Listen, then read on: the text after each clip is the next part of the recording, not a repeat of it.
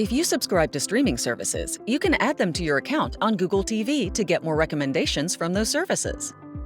From the Google TV home screen, go to your profile picture and select Settings.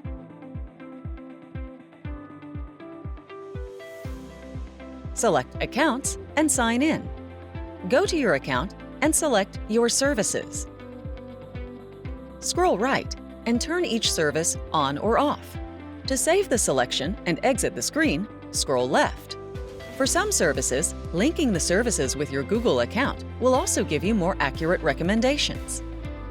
On a phone or tablet, open the Google Home app. At the top right, make sure you're signed into the account you use on your Google TV device.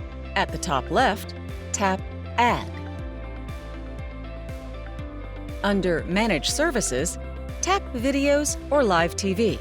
Find the service and tap Link or Add Account. To finish, follow the on-screen instructions.